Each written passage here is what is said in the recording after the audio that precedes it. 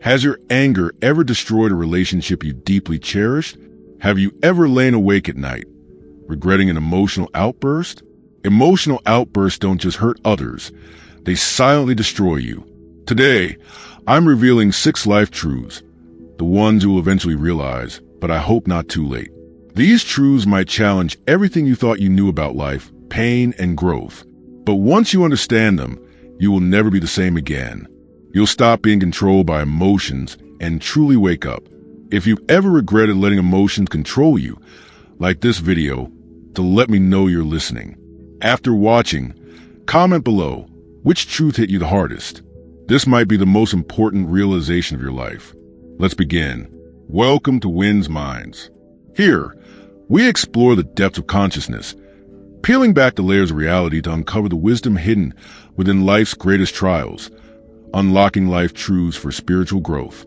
Life is not about control. It's about experience. Every challenge, every emotion, every loss is not meant to break you, but to awaken you. The hardest lessons are not punishments. They are invitations to see beyond the veil, to step outside of your emotions, and to witness yourself as the observer. True wisdom does not come from avoiding hardship, but from learning to stand still within the storm, unshaken. True strength is not found in resistance, but in understanding, accepting what is, letting go of what was, and allowing life to unfold without attachment, an essential step in spiritual growth. There's one thing that most people only realize when they are on the verge of death. Life is essentially a cultivation of consciousness. Life is merely about experiencing everything. All experiences are meant to enrich oneself, to achieve oneself, to complete oneself. All experiences are meant to liberate oneself, vow to train the mind, and let karma take its course. Therefore, true growth is actually the growth of mental strength.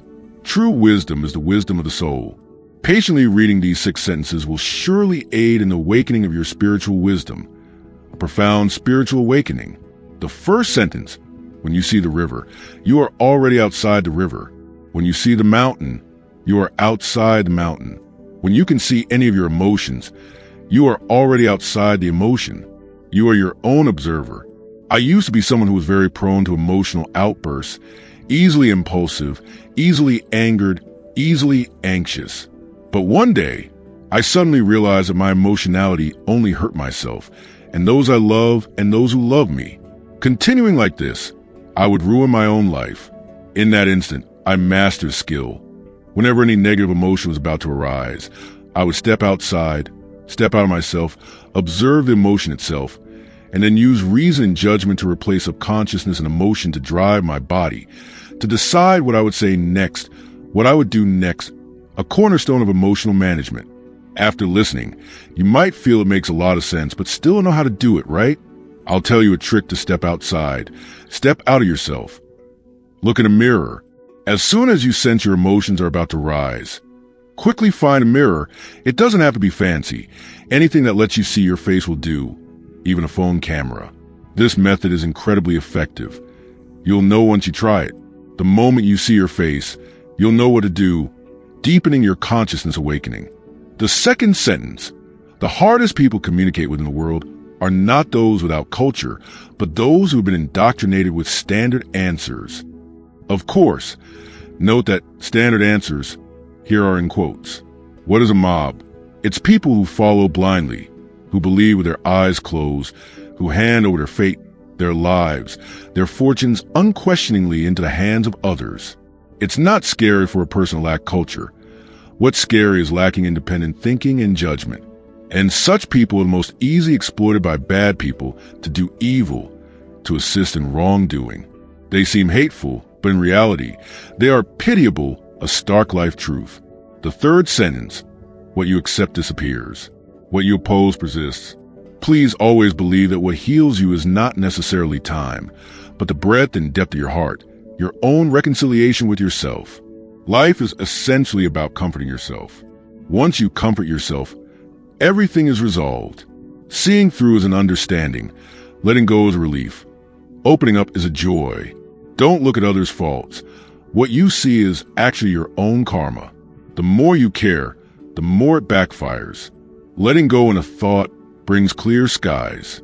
Many things in life are like ice cream.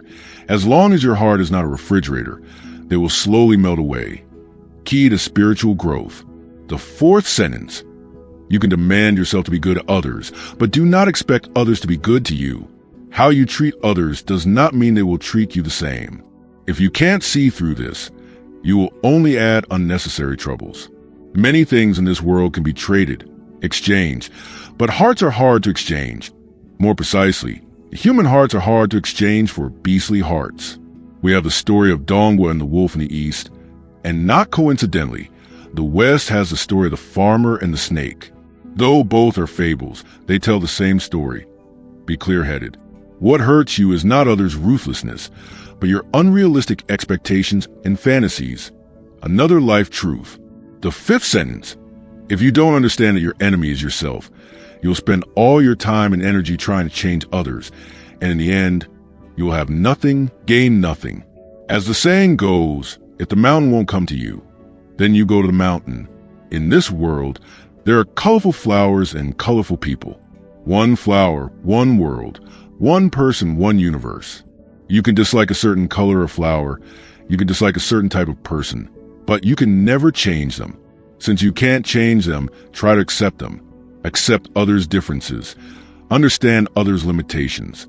Therefore, the wisest choice in life is to change what can be changed and accept what cannot be changed, a vital lesson in emotional management and spiritual awakening.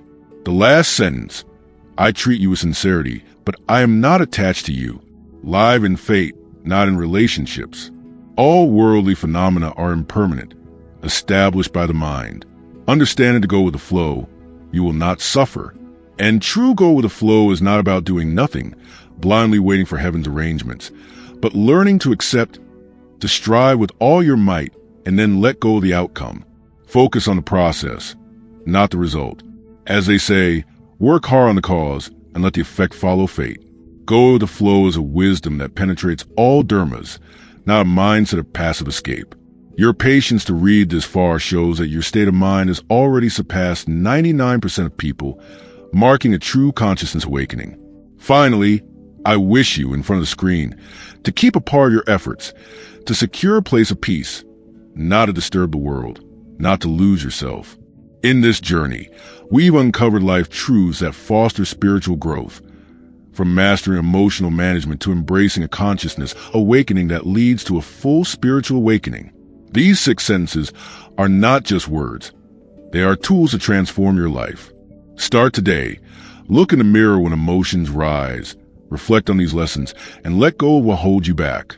Take the first step toward inner peace. Share this with someone who needs it.